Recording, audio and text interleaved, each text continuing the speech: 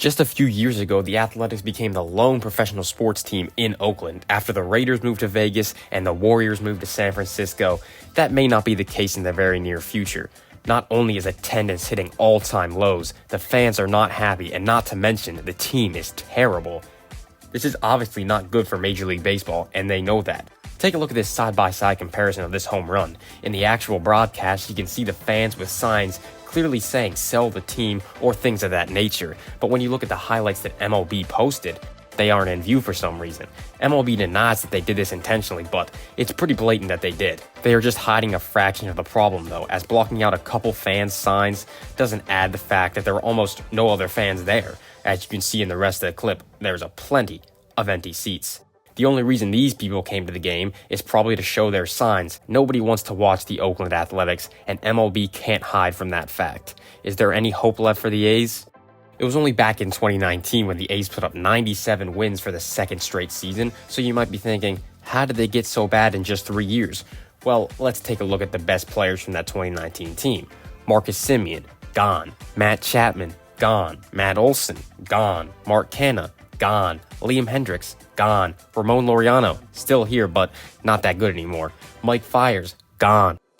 Now, something really bad must have happened to the point where they lost every single star player and couldn't retain one of them and didn't get much in return. You see, that bad thing is not just a thing, it's a person. And the person who's getting blamed for most of this, the owner, John J. Fisher. John Fisher was born into a fortune, with his parents being the founders of Gap, the clothing company. It's safe to say that he had a little bit of money come his way. With this fortune, he was able to become majority owner of the Oakland Athletics. Many A's fans wish he would have just taken a higher-up positions at Gap, like his two brothers did, but Mr. Fisher had other plans. Now, why does everyone despise him? Well, it can't be because he has a net worth of $2.4 billion and refuses to spend any money on the Major League Baseball team that he decided he wanted to own, right? That definitely isn't it. Oh wait, that is the reason why everyone hates him. Going back to the list of players from 2019, how did they lose almost all of them? Well, let's take a look. Marcus Semien signed a contract as a free agent with the Toronto Blue Jays for $18 million over 1 year. He then went on to sign with the Rangers for 7 years, $175 million. This isn't the worst move, as the A's passed on giving Semien a big payday. After all, the contract with the Rangers could turn out to be bad down the road, and the A's have plenty of star players they have to pay, so moving on from Semien isn't the worst idea. They passed on paying Semien, so they're going to sign Matt Olson to a long-term extension, right? One of the best hitters in the league and plays good defense at first base. But no, they didn't. They instead traded him to the Braves after his contract was set to expire by the end of the season. And they didn't want to give him a new one, well, because that would require spending money, of course. They got Ryan Cusick, Joey Estes, Shea Longliers, and Christian Pache in return. Longliers and Pache have both played at the major league level, and it hasn't gone well. Longliers looked decent as a hitter, but has put up negative .1 WAR in his first 69 games for the A's. Christian Pache played 91 games with the A's, putting up negative .6 WAR before he was traded to the Phillies for Billy Sullivan, a relief pitching prospect. So that side of the trade's gone pretty bad. Longliers could turn out to be okay, but so far, he's just looked mediocre at best. But Cusick and Estes have yet to make their debut, and they are the A's 20th and 21st ranked prospects respectively. Both being starting pitchers, they haven't shown too much in the minors, but you never know.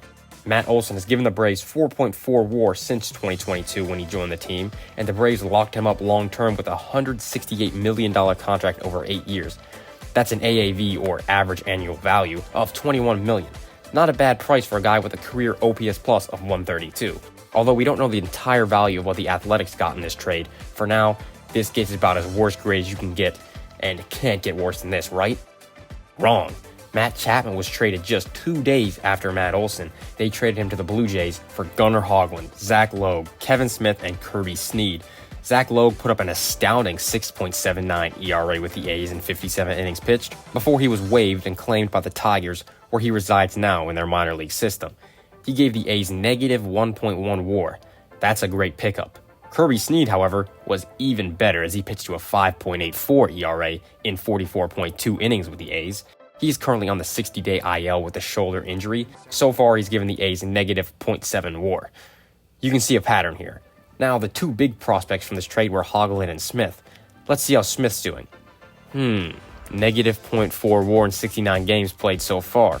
Okay, well, Hoagland has to save this deal, right? There's no way the A's gave up Matt Chapman for nothing.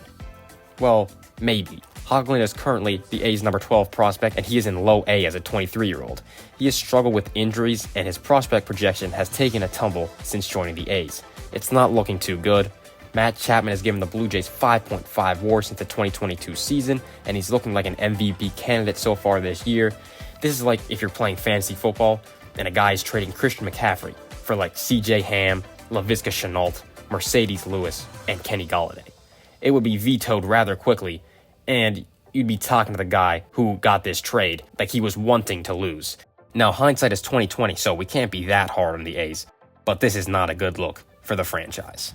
After those two disasters, one might think the A's would take a break from trading their star players, but no, it arguably gets even worse with Sean Murphy. One of the best young catchers in the league, it's an extremely valuable piece to a team, especially how rare it is to find a catcher these days that's good defensively and isn't an automatic out at the plate. Now, Sean Murphy just isn't not an automatic out. He's one of the best hitters in the league, period. So far this year, he's the second highest OPS plus among all hitters, not just catchers. The Athletics traded him before the 2023 season to the Braves. As most of you probably know, the A's got Royber Salinas, Kyle Muller, Manny Pena, Freddie Tarnok, and Estuary Ruiz in return. It was a three-team trade where the Braves sent William Contreras to the Brewers, and in return, the Brewers sent Ruiz to Oakland.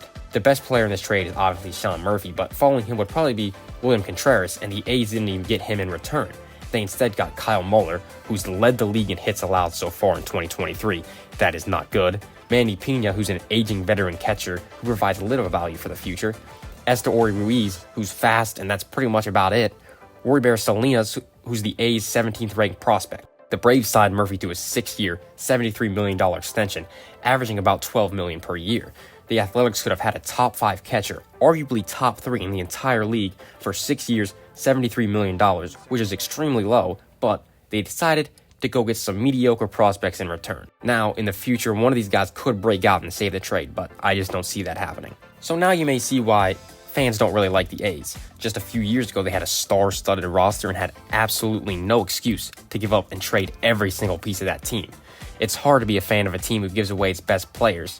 Now, it would be a one thing if they were getting good prospects and players in return, but as we've seen, they've failed to do that. Let's look at the summary here, trading Sean Murphy, Matt Olson, and Matt Chapman for this list of players. Tough to be a fan of this team. In fact, you have to go all the way back to 2004 to see the A's biggest contract, and that was $66 million over 6 years to Eric Chavez, 19 years ago. That's tough. But it's not all doom and gloom. Well, about 98% of it is, but there are a few bright spots. Brent Rooker has a 206 OPS plus in 2023 so far. He's the Athletics DH, and he's not some top prospect. He's 28 years old, has bounced around the league a lot, but has been statistically one of the best hitters in all of Major League Baseball in 2023. To go along with him is Ryan Noda, who has put up 146 OPS plus. Noda is the Athletics' first baseman and has hit the ball well so far in 2023. Now, will they keep this up? Probably not to this extent, but they could be good pieces for the team. On the pitching side, they have Mason Miller, who threw 7 no-hit innings recently. The A's still managed to lose that game. Miller has only thrown 21 innings in the majors, but has performed pretty well so far. And with the move to Vegas imminent, the fans in Oakland are not happy. Of course, Major League Baseball has done their best to quiet down this situation, as it's not good for business, but they have failed to do so, as many people are aware of how bad the situation has got, and the days of the Oakland A's are numbered. These final days won't be pretty, and most likely, they will need to take more than just a few years to build this team back up to what it was 3 years ago. Didn't take long to tear down. You could say it only took 2 days to tear the entire team down, but it is going to take a long while to get this team back into a competitive state.